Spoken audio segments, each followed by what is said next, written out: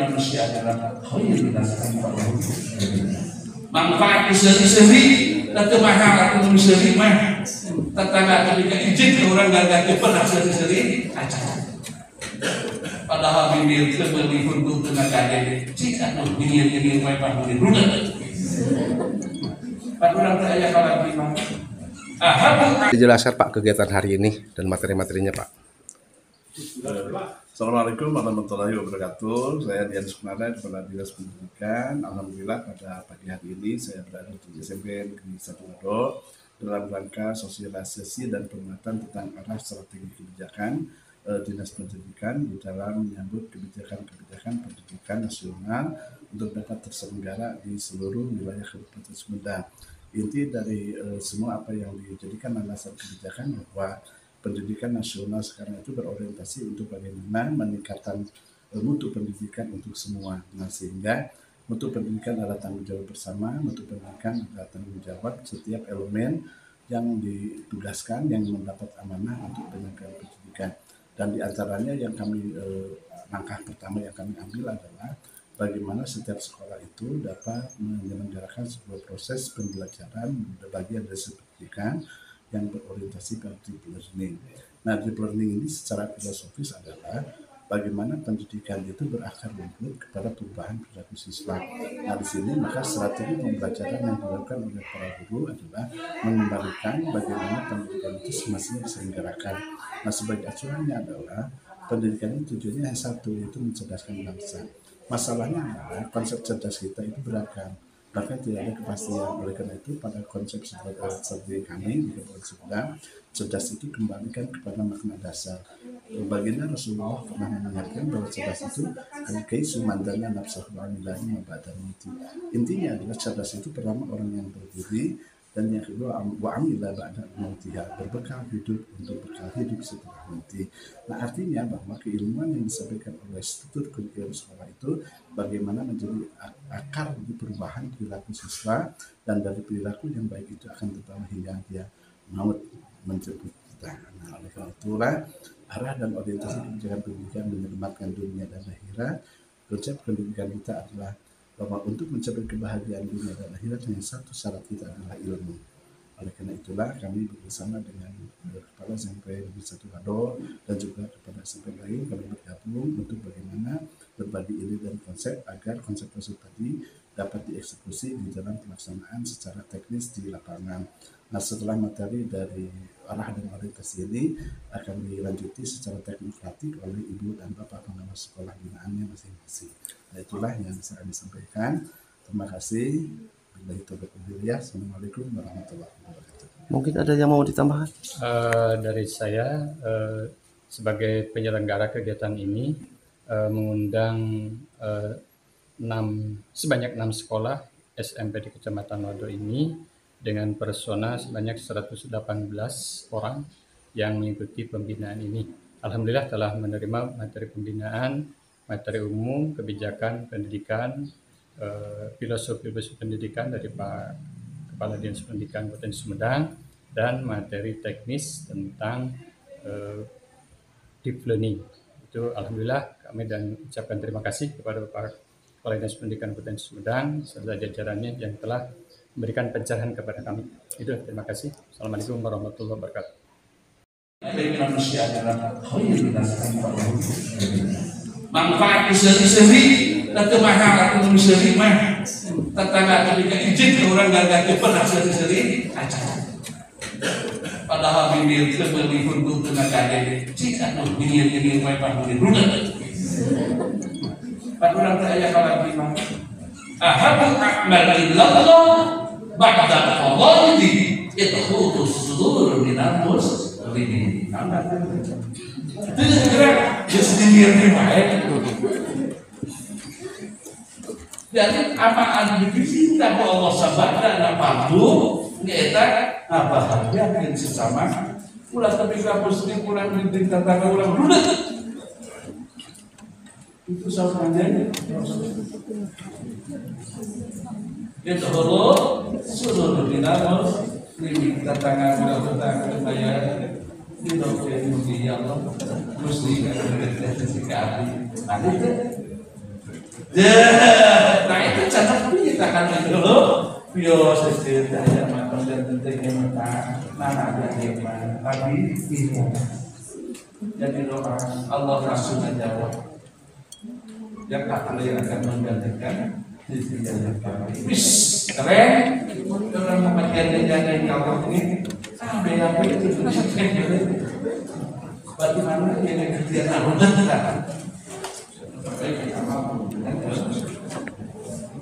Nah, sebagai sampai berbuat Rasulullah mengingatkan sampai berkata kalau sudah terjadi sesuatu yang Rasul kita, kami telah mendidikan dan telah mendidikan dan pesan anak-anak yang dia lalu itu anti betul. Landasi maka pelajaran keilmuan apapun yang diberikan kepada kami dengan ayat-ayat Allah, kisah Rasulullah ataupun juga keilmuan dari orang ini. Insyaallah pekerjaan kami terlalu ulangi mencari ridho. Budi hari ada doa yang kita memahami dan yang antara kita sesuai dengan budi hari Allah. Ulah dapat syukuran tapi lebih banyak bersyukur. Nah, syukuran memang tidak terus kurang sedikit kata tangan tidak syukur. Lalu naik menangkap daya IP, naik menangkap jibrut, baik sandaran tapi ulang anak kata bahasa. Naik terbangan, naik kenangan, naik jekimongan, naik sekolah dulu, sandaran. Pelajaran adalah syukur, tapi ada wajib bersyukur. Namun yang bersyukur, ngajakin kita namun ayatnya tadi, tadi karena aku nanti mau ayatnya dan dibilangnya di dalam usaha. Tadi itu nyebabkan kami makanan kita alhamdulillah. Itulah sudah apa yang bisa saya sampaikan.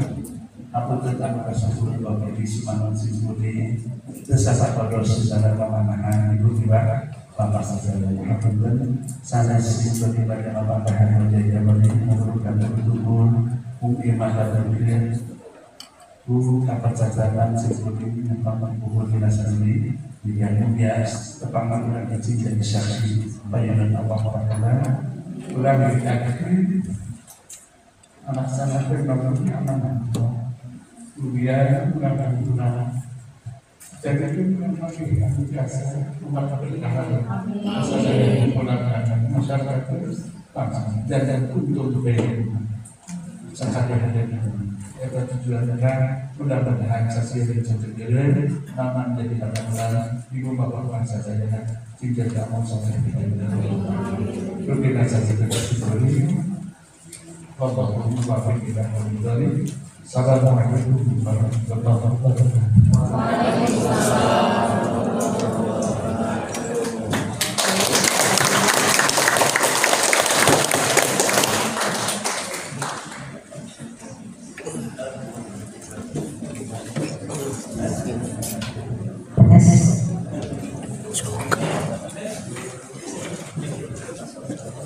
Terima kasih banyak kepada Bapak atas pemaparan materi yang luar biasa sehingga kita bisa mendapatkan banyak bekal untuk diaplikasikan dalam kehidupan sehari-hari. Sekali lagi berikan operasi yang meriah kepada kepala dinas Kabupaten Sumedang.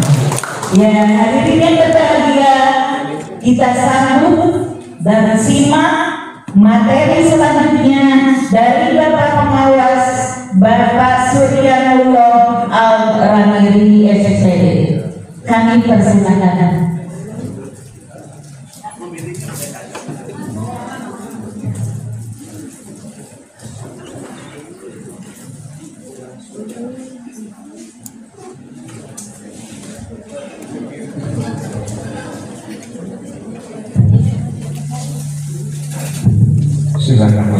Assalamualaikum warahmatullahi wabarakatuh.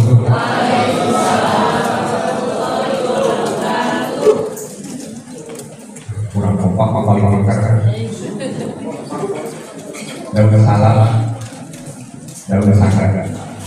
Kami kompak, masya Allah, ke surga. Assalamualaikum warahmatullahi wabarakatuh.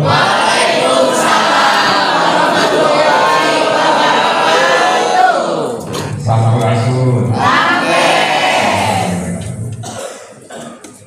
Lokasi berhormat para bapak kepala dinas, pendidikan dan sumedang, berhormat bapak ibu pendamping serta pendidikan, berhormat bapak ibu kepala sekolah serta satuwado 2, 3, 4 Sampurasun Satap Sakandero Serang Sukamagara. Oke, khusus berhormat bapak ibu guru semuanya di wilayah Kecamatan Wato. Kasih tali, meser sawo, uwi. Kasih tali, kasih tali, meser sawo. Uwi, meser keren. Pisah yang kecil makanya. Bersilaturahmi sinaran guru-guru Wato. Insya Allah gurunya keren-keren. Oke Bapak Ibu, sebetulnya penguatan tadi non bayar peranas ditunjukkan ke Bapak Kepala Dinas itu sebenarnya filosofis bisa di Bapak Kepala Dinas. Sebetulnya di tataran secara teknis namanya. Secara teknis apa-apa saja yang harus kita persiapkan ketika akan menyambut tahun ajaran baru. Ya, Bapak Ibu mungkin sekarang sudah bunyi ya, sudah mendengar, kemudian membaca juga literaturnya terkait dengan wacana akan diberlakukannya pendekatan pembelajaran mendalam atau kita kenal dengan istilah e-learning. Ya. Nah Bapak Ibu semuanya, pendekatan terkait dengan e-learning ini pemerintah pusat yang dalam hal ini sebagai leading sektornya adalah Kementerian Pendidikan Dasar dan Menengah oleh Pak Menteri itu menggulirkan sebuah cara atau proses pembelajaran yang mana pembelajaran tersebut tadi supaya bisa menjadi tuntunan hidup para siswa. Ilmu yang kita berikan supaya menjadi tetap hidupnya ketika berada di tengah-tengah masyarakat. Itu harus seperti apa? Kemudian dikajilah oleh beberapa tim ahli yang terdiri dari beberapa profesor dan juga guru besar, maka muncullah istilah pembelajaran mendalam atau e-learning. Sebenarnya istilah e-learning itu sudah ada pada tahun 1970. Kemudian ada juga yang namanya dengan para ahli-ahli dari ahli konstruktivisme.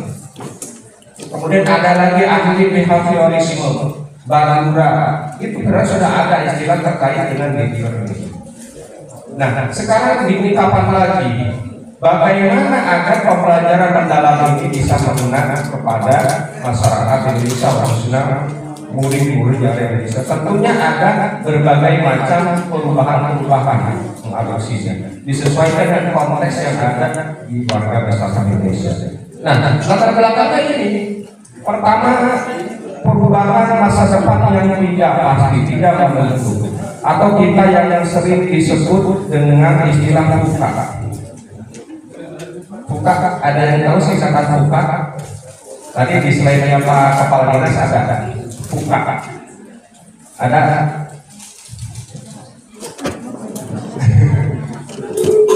buka apa? Voluntary, uncertainty, gitu ya. Kemudian accessibility, jadi sesuatu yang tidak bisa terperkirakan. Kemudian tidak memiliki keyakinan. Jadi semuanya berubah. Lingkungan global sekarang, ya, ketika Presiden Donald Trump memperlakukan, ya, impor itu begitu besarnya ke negara kita. Itu kan sesuatu yang tidak terpikirkan, sesuatu yang tidak bisa terprediksi sebelumnya. Nah, dari dasar itulah maka kebijakan terkait dengan pembelajaran mendalam ini akan digulirkan. Kemudian permasalahan mutu pendidikan, literasi, numerasi, kemudian host, pertimbangan untuk pendidikan. Nah, Bapak Ibu semuanya, ketika bulan puasa kemarin itu rapor pendidikan setiap satuan pendidikan sudah dirilis ya, yang tahun 2025. Coba Bapak Ibu semuanya perhatikan, amati, identifikasi, refleksikan bagaimana capaian rapor pendidikan di sekolahnya masing-masing. Bagaimana capaian dimensi literasi, kemudian numerasinya. Warna hijau kan sudah bagus, warna kuning atau malah merah. Gitu. Ada yang lain juga kan? Ya. Nah, silakan diidentifikasi, dirembukan bersama dengan komunitas belajarnya, direfleksikan. Kemudian dibenahi setelah itu, cari akar permasalahannya, dibenahi perencanaannya, dibenahi implementasinya. Apakah kita ingin meningkatkan literasi, numerasi, kemudian iklim kawanan di sekolah, seperti itu. Silakan itu Bapak Ibu warga sekolah yang harus mengidentifikasi dan sampai kepada bangunan. Nah, kemudian Bapak Ibu, ini permasalahan untuk pendidikan. Ada literasi, numerasi, kemudian ada apa? Jangan Bapak Ibu nanti ya ketika ujian tulis kelas 9, jangan soal-soalnya masih sebutkan ciri-ciri makhluk hidup. A, gitu ya, bernapas. B, tidak bergerak. Apa mungkin seperti itu? Ya. Bapak Ibu semuanya, yang diinginkan oleh pemerintah kita adalah asesmen yang berbasis pemikiran penalaran, ya. Bukan recalling, bukan hanya mengingat saja, bukan hanya mengingat hanya C1. Kalau di dalam taksonomi itu levelnya adalah level mengingat C1. Dan nanti sekarang ada lagi perubahan asesmen terkait dengan taksonomi. Ya. Kemudian ketimpangan untuk pendidikan mulai dari sarana prasarana, ya, fasilitas yang ada setiap sekolah. Nah, itu salah satu menjadi program Kementerian Pendidikan dan Kebudayaan akan meningkatkan fasilitas kemudian sarana dan prasarana sekolah. Kemudian yang ketiga, kompetensi masa depan. Nah, Bapak Ibu, kompetensi masa depan, silahkan Bapak Ibu cek ya, dicek di Google pekerjaan apa saja yang akan hilang nanti di masa depan, 5 tahun ke depan saja yang akan hilang. Kasir, bayangkan sekarang, kasir di bank, saya lihat ketika di sini itu sudah diganti sama robot, sama AI sudah diganti. Artinya manusia akan kehilangan pekerjaannya oleh robot tersebut. Kemudian di pabrik, orang yang ngajarin, ya waktu dulu di garmen itu masih memperkerjakan orang, sekarang sudah tidak ada lagi, diganti sama robot. Artinya kompetensi masa depan yang diinginkan itu, ya, yang diinginkan itu oleh dunia atau beberapa negara itu menurut Michael Fullan di dalam bukunya Diverting Injustice the World Change the World, itu ada 6 kompetensi yang diinginkan. Ya, yang pertama itu kompetensinya karakternya harus dilihat. Apakah dia bersikap jujur, ya, kemudian bersifat bertanggung jawab, kemudian apakah dia bekerja sama itu karakternya dilihat. Sehingga ketika ada cerita dari Google, ya, dari komunitas siapa, dari komunitas. Ketika di Google itu ada orang yang melamar dengan IPK cum laude, ya. Tetapi ketika melamar Google itu tidak diterima karena yang dilihat itu adalah attitude-nya, karakternya. Ternyata karakter itu sangat integral orang-orang karakter. Kemudian pertama itu karakter potensi masa depan ini. Yang kedua adalah citizenship. Citizenship itu adalah kewargaan atau kewarganegaraan. Bagaimana menjadi warga negara yang baik, yang patuh. Kemudian yang ketiga adalah critical thinking, berpikir kritis.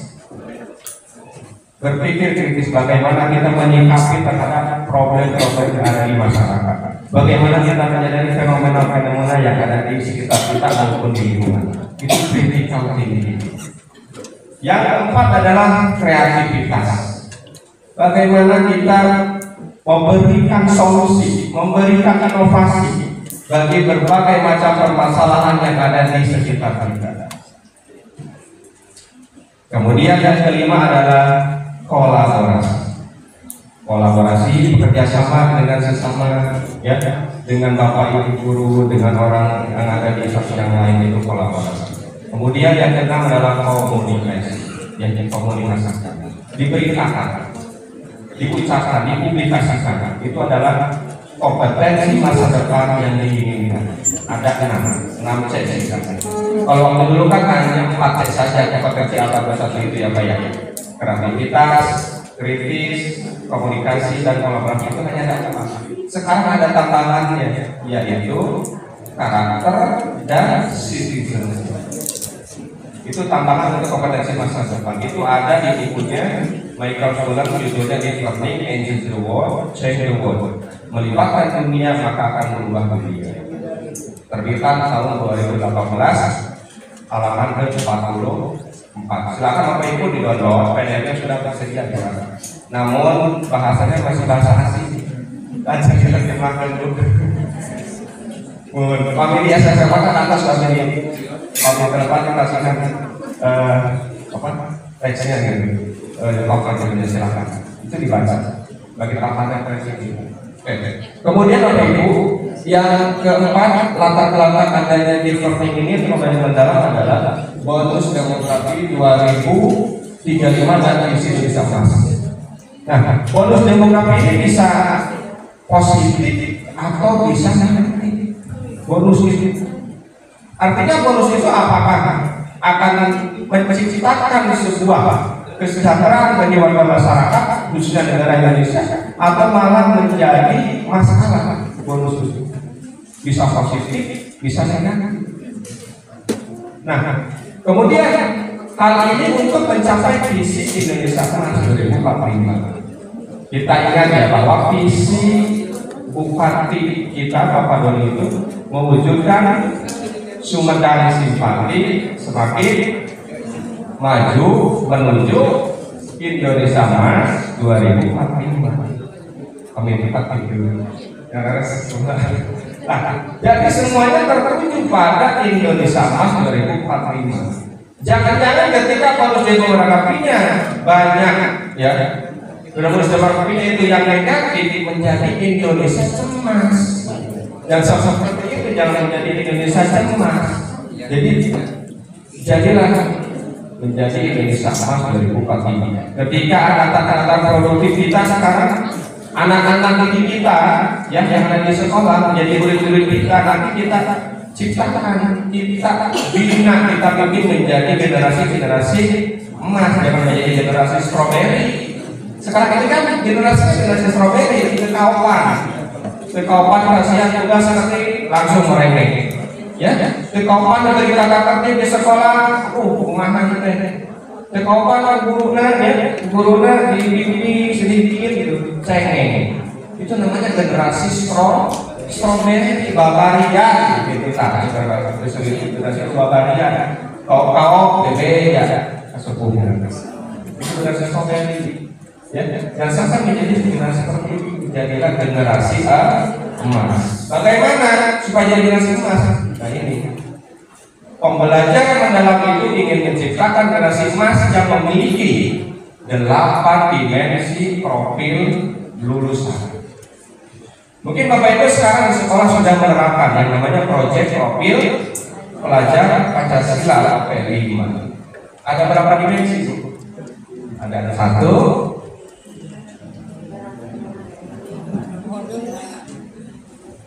Oh, karena keimanan dan apa pada yang desa. 2, kenalan kritis. 3, gotong royong. 4,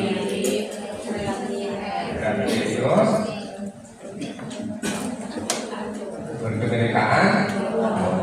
Nah, kalau di pembelajaran ulang ditambah lagi jadi 8. Ada tambahannya ya teman. Apa tambahannya? Sehat, kesehatan, satu lagi tambah keluarga negara. Karena tadi untuk mengejar 6 kompetensi global. Kesehatan bagaimana diambilnya? Dari tujuan sistem pendidikan nasional.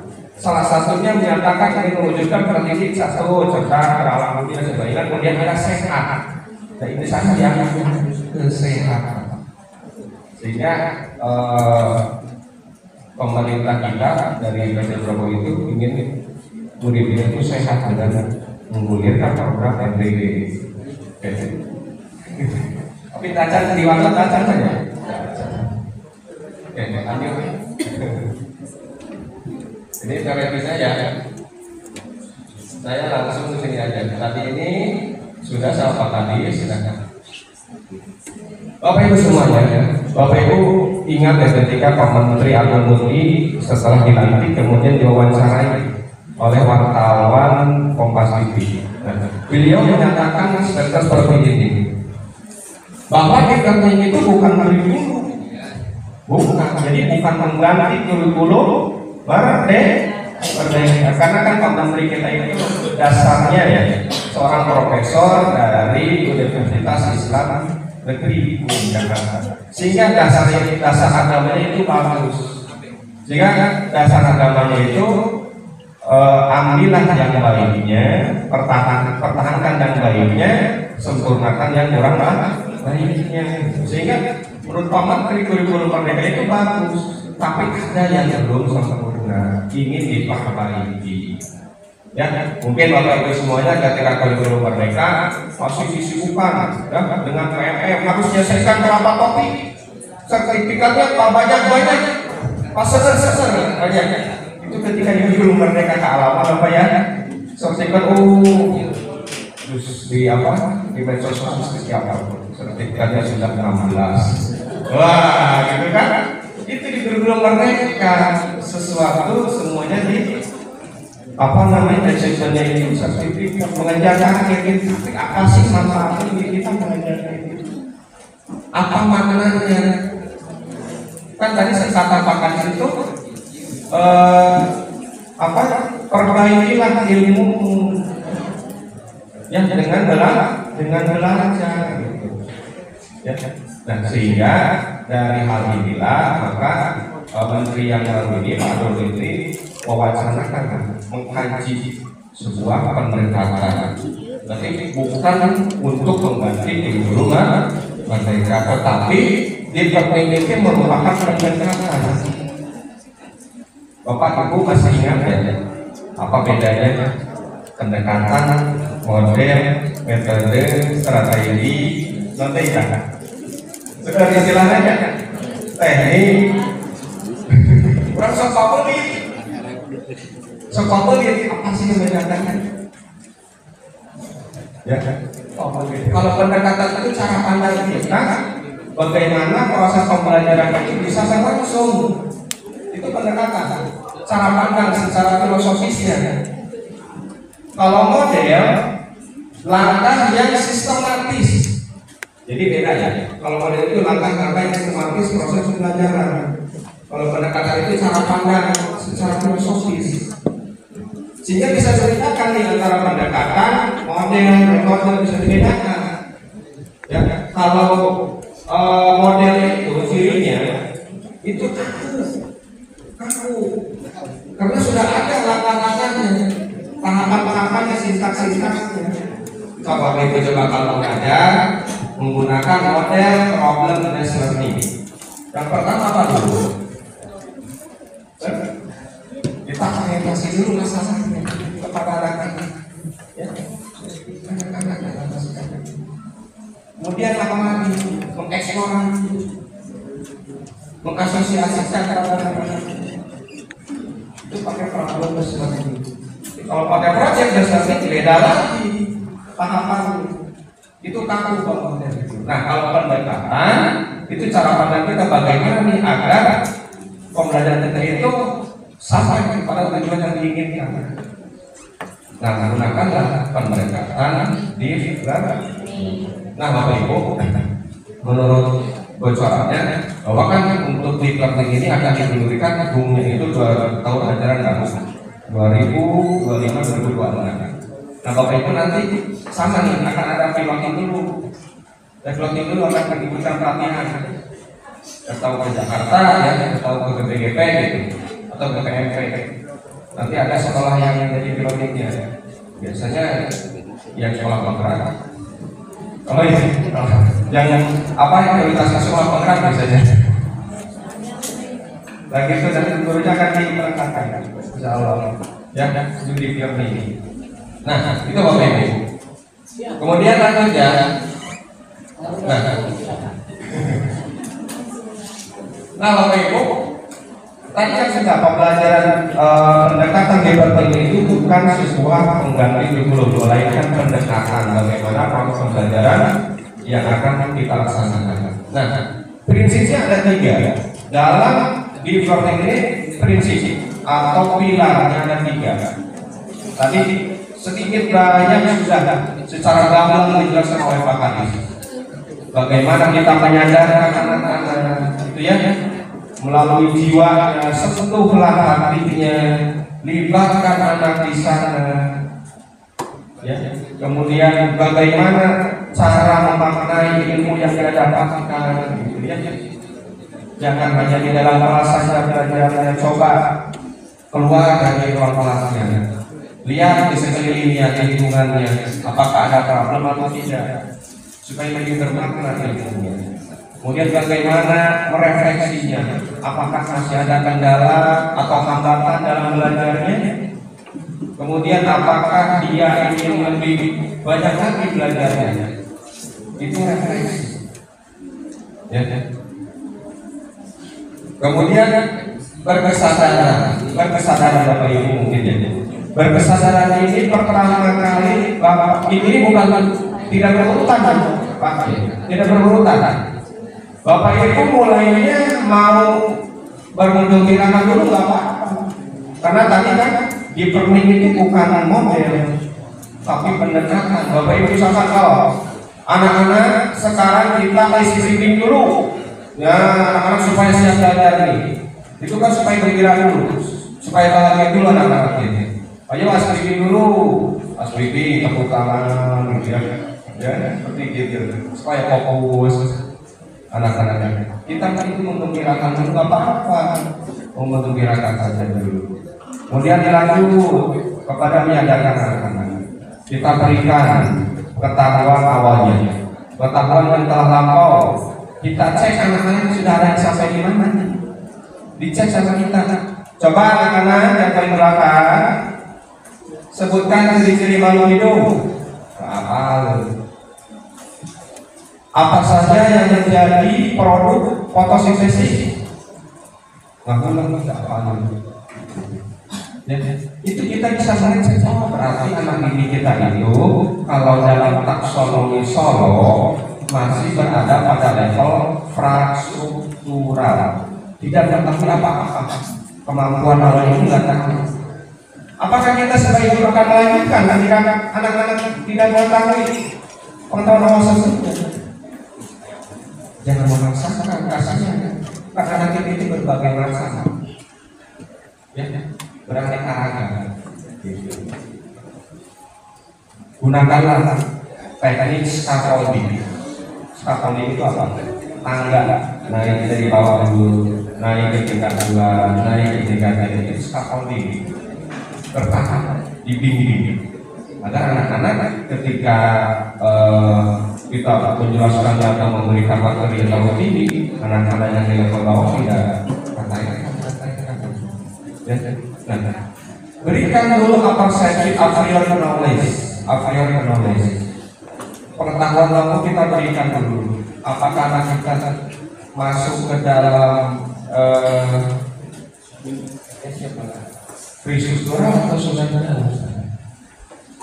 Nah itu menyadarkan. pancing dulu pengetahuan awalnya, dia sadar sekarang mau belajar. Kita gali dulu, pancing dulu pengetahuan awalnya. Kemudian setelah itu apa biasanya dia persepsi? Di bagian pendahuluan menyampaikan tujuan pembelajaran. Loh, anak-anak mau sadar-sadar lalu apa mereka mana diajarnya? Anak-anak sekarang kita lari kemana lari? Datang. Ya. Jadi disadarkan oleh Bapak Ibu bahwa tujuan pembelajaran kali ini anak-anak adalah ini. Sadar oh saya itu mau menganalisis terkait dengan perubahan iklim. Jadi tahan mereka sadar sekarang menganalisis ini apa saja yang digunakan, apa saja yang akan dilaksanakan, ungkapkan kegiatan yang dilaksanakan. Sekarang kita akan keluar, kalian amati sekeliling rumah TV, sekeliling lingkungan sekolah kalian. Ya sadar. Ya, kemudian yang keduanya bermakna. Nah bermaknanya tadi juga banyak yang saya analisis. Bagaimana ilmu yang didapatkan di sekolah itu bisa bermakna bagi dirinya sendiri, ya, untuk pegangan hidupnya, ya, kemudian bisa menyelesaikan masalah yang ada di depan. Bapak Ibu silakan koneksikan pelajaran materi pelajaran Bapak Ibu semuanya dengan kehidupan siswa. Coba Bapak dulu masih ingat nggak ada pembelajaran holistik integratif? Pernah ya? Di kakak itu sebenarnya sudah bagus karena di sana terdiri dari berbagai macam multidisiplin ilmu. Nah Bapak Ibu juga kalau ingin bermakna ya coba gunakan pohon pengetahuan. Misalkan dari konsep air ini Bapak Ibu tarik tata panah ke samping kanan. Ini kaitannya dengan apa? Dan materi pelajaran apa? Kalau IPA sudah tentu, IPA pasti hanya kita kaji IPA. Masuk ke IPS, ayo. Masuk. Kemudian ke agama, masuk. Terus apa lagi? Bahasa Indonesia. Jadi semuanya bisa serangkum multidisiplin ilmu. Ya. Jadi sehingga, ternyata kalau kita belajar tentang ini, mata pelajaran yang ada itu bisa serangkum semua. Sehingga Bapak Ibu kecemasan pemerintah pusat itu ketika dia belum merdeka itu terlalu banyaknya materi yang ingin disampaikan. Ya, Bapak Ibu. Seorang ngomong apa kurbannya? Kudu erek materi yang buku sampai sekarang belum saya. Kamu saya itu terus diulang lagi. Sekarang tidak seperti itu. Yang diinginkan adalah pembelajaran mendalam, bukan pembelajaran di permukaan. Udah kayak kalau gulung materi, ya segitu banyaknya, tapi nggak ukur apa menyebutkan hanya mengingat saja, hanya permukaan saja, tidak sampai kepada makna yang ingin didapatkan oleh materi yang kita bahas bersama-sama di dalam kelas. Sehingga Bapak Ibu punya tugas yang harus memilih dan memilah materi esensial. Materi esensial harus sudah punya keterampilan esensial. Dari mana melihatnya? Materi esensial ini. Oh, gimana? Dari CFP saya pembelajaran dan Anda ya. Dari CFP silakan. Dari CFP kemudian Bapak Ibu, ini esensial. Uraikan jadi berbagai macam tujuan pembelajaran.